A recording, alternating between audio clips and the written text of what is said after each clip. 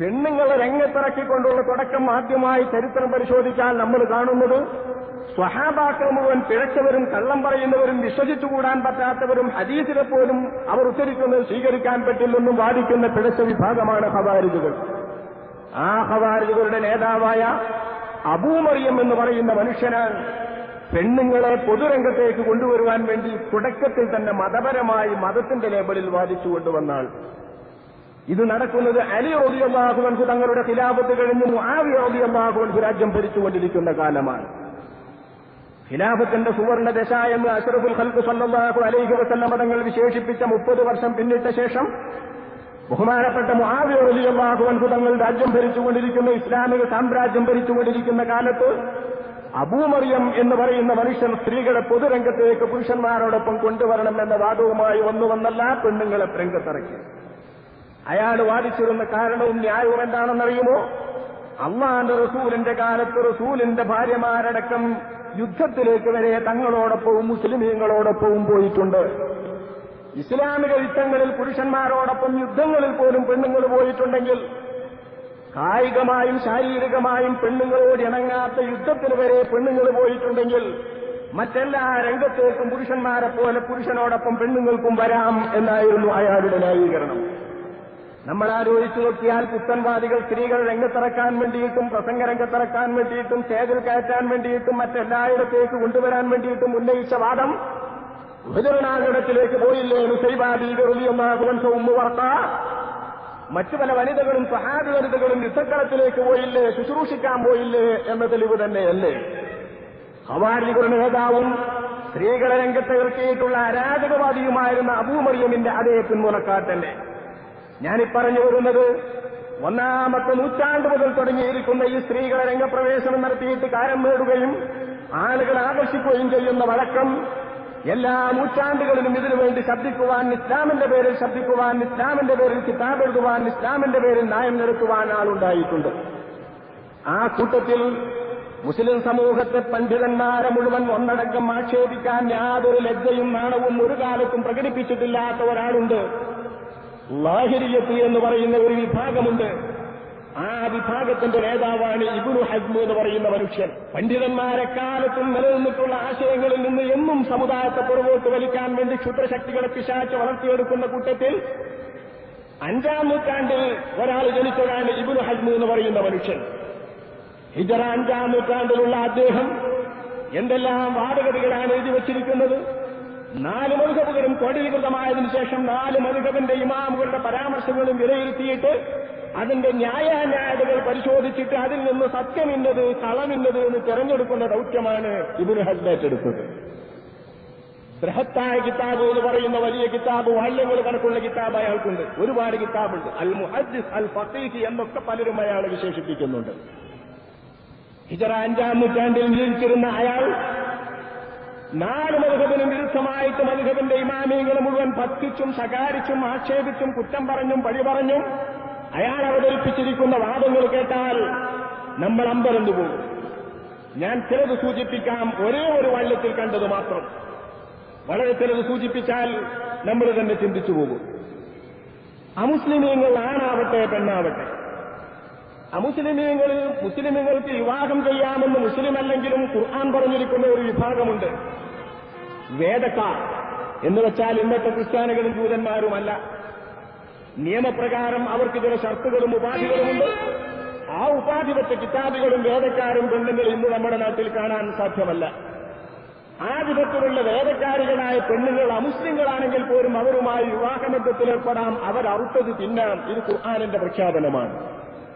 അവരാണെങ്കിൽ പോലും അമുസ്ലിമാണോ ആ മുസ്ലിമിന്റെ വായയിൽ നിന്നൊലിക്കുന്ന കേലയും നീരും, അവരുടെ ശരീരത്തിൽ നിന്ന് ജ്വലിക്കുന്നതായ വിയർപ്പുകൾ, ഇതൊക്കെ നജസാണ്.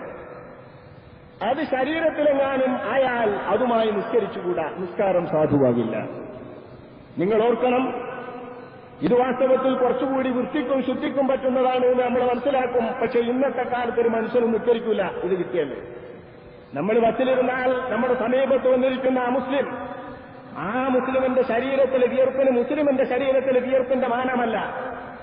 മുസ്ലിമിന്റെ ശരീരത്തിലെ വിയർപ്പ് ശുദ്ധമാണ്, അത് ശരീരത്തിലായാൽ വസ്ത്രം കഴുകേണ്ട, ശരീരം കഴുകേണ്ട, നിസ്കരിക്കാം.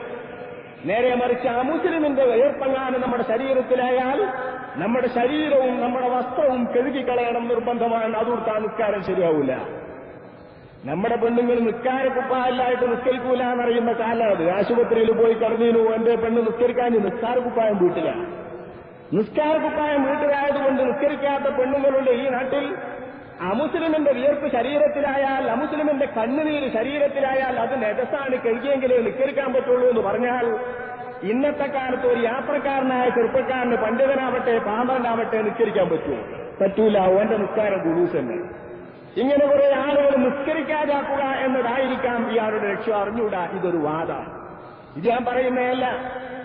ഇയാളുടെ വാദത്തിൽ നിന്നും ഇയാളുടെ പേനയിൽ നിന്നും ബഹിർഗമിച്ചിരിക്കുന്ന തികച്ച ആശയങ്ങളാണ് പലതും നമ്മുടെ പുത്തൻവാദികൾ എഴുന്നള്ളിക്കുന്നത് എന്ന് തിരിച്ചറിയാൻ വേണ്ടി മാത്രം സൂചിപ്പിക്കുകയാണ്.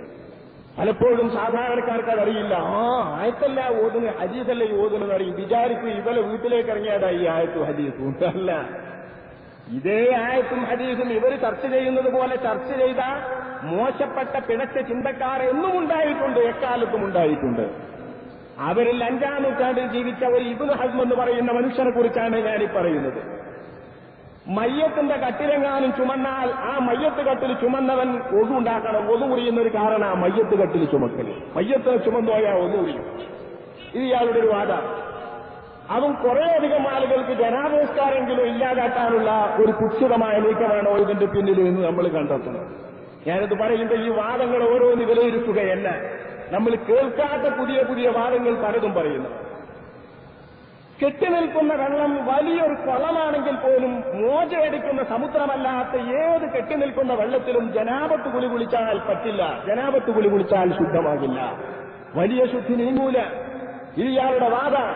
സവാഉകാന ഖലീലൻ ഔ കസീറ വലൗ അന്നഹു ഫറാസിഖു ഫീ ഫറാസിഖ. കാതങ്ങളോളം വീതിയിൽ, കാതങ്ങളോളം നീളത്തിലാണ് ഈ കുളങ്ങളെങ്കിലും, ഒരു ഫർസഖ് എന്ന ഉദ്ദേശം 8 കിലോമീറ്റർ വരും. 8 അല്ല 18 അതിലപ്പുറമുള്ള 8 കോടാനുകോടി കാതങ്ങൾ വീതിയും നീളവുമുള്ള ഒരു വലിയ കുളമാണെന്ന് വെച്ചോളൂ, ഒരു തടാകം. ആ തടാകത്തിൽ പോയി കുളിച്ചാലും ജനാപത്തുകാരൻ കുളിച്ചാൽ ജനാപത്ത് ഉയരൂല. കെട്ടി നിൽക്കുന്ന വെള്ളാണെങ്കിൽ ഉയരൂല, ഒഴുക്കുള്ള വെള്ളത്തിലേ ഉയരുള്ളൂ. ഇത് ഇയാൾ ഖുർആന്റെയും ഹദീസിന്റെയും വെളിച്ചത്തിൽ സമർത്ഥിക്കുന്നവനാണ് ഇബ്നു ഹസ്ം എന്ന് പറയുന്ന മനുഷ്യൻ. ഇതൊരു വാദ. ഒരേ ഒരൊറ്റ വാള്യത്തിൽ നിന്ന് ലഭിച്ചത് മാത്രമാണ് ഞാൻ ഇവരുടെ മുമ്പിൽ വെക്കുന്നത്. ഫർള് നിസ്കാരം ജമാഅത്തിലായിട്ടല്ലാതെ നിസ്കരിക്കുന്നെങ്കിൽ, ജമാഅത്തിലായിട്ട് നിസ്കരിക്കുന്നെങ്കിൽ ബാങ്കും ഇഖാമത്തും കൊടുക്കാതെ നിസ്കരിക്കാതെ പറ്റുകയില്ല. ബാങ്കും ഇഖാമത്തും കൊടുക്കൽ ഫർള, അതില്ലാതെ നിസ്കരിച്ചുകൂടാ. ഇത് പറയുന്നതും ഇബ്നു ഹസ്മാണ്. തരക്കുള്ള ബാങ്കും ഇഖാമത്തും എന്ന സുന്നത്ത് കുറെ ആൾക്കാരെ കൊണ്ട് എടുത്തോട്ടെ എന്നെങ്കിലും നമുക്കിത് സമാധാനിക്കാം. മറ്റൊന്ന് നോക്കൂ നിങ്ങൾ, അതിലേറെ അശനവും അഫുദവുമായത് പുരുഷനാണോ അവന് നമസ്കാരത്തിലാണെങ്കിലും അല്ലെങ്കിലും അവന്റെ ഔറത്ത്, നഗ്നത, അവന്റെ നഗ്നത മറക്കൽ നിർബന്ധമായ നഗ്നത അസ്സകറു വഹലഖത്തു ദുബുരി ഫഖത്ത്.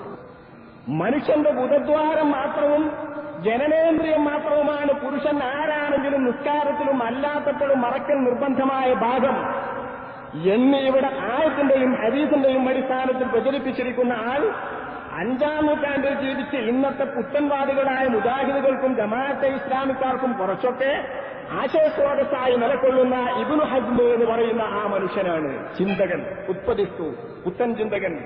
ആ നവോത്ഥാന നായകരുടെ പട്ടികയിൽ വരുന്ന ഓരോ നൂറ്റാണ്ടിലും നടന്ന നവോത്ഥാന നായകന്മാരുടെ കൂട്ടത്തിൽ ഒരു പേര് ഇബ്നു ഹസ്മിനെയും കാണും.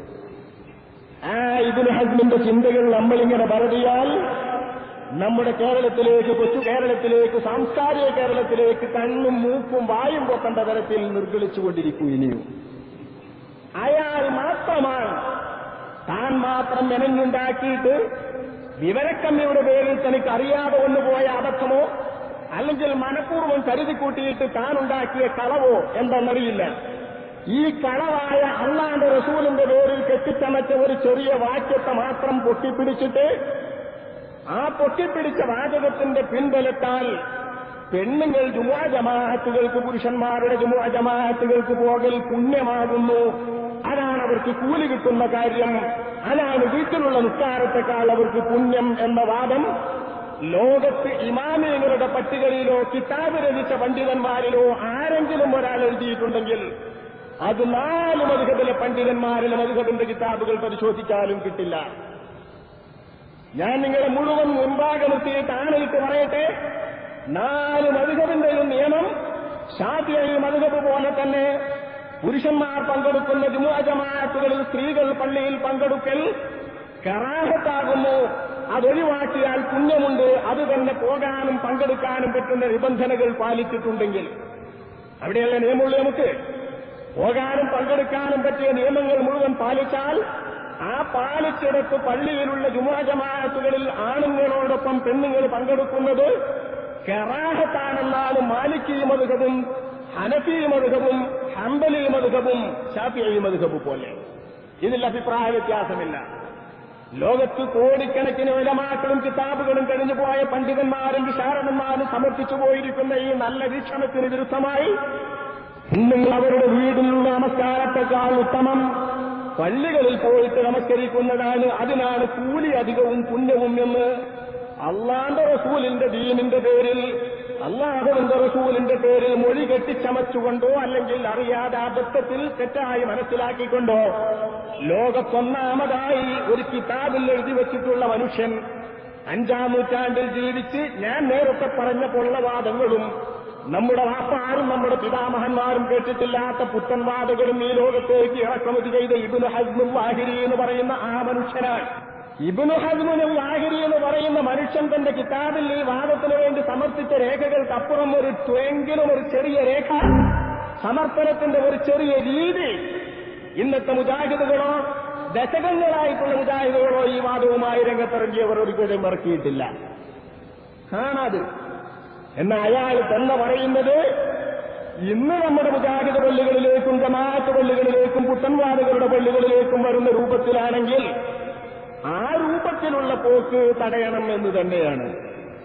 നിയമത്തെ അയാൾക്കുണ്ട്. നിയമരഹിതമായി ഇഷ്ടം പോലെ വന്നോട്ടെ, ഉറൂസിന് പോണില്ലേ, കല്യാണത്തിന് പോണില്ലേ, ഷോപ്പിങ്ങിന് പോണില്ലേ, എല്ലായിടത്തും പോകുമ്പല്ലാത്തൊരു പ്രശ്നത്തിന് ആ പള്ളി പോക്കിന് അവിടേക്ക് വരുന്നത് പോലെ പള്ളിക്കും വന്നാട്ടെ എന്ന് പറയുന്ന വാദം ഈ കാണുന്ന ഇബ്നു ഹസ്മിനും ഇല്ല.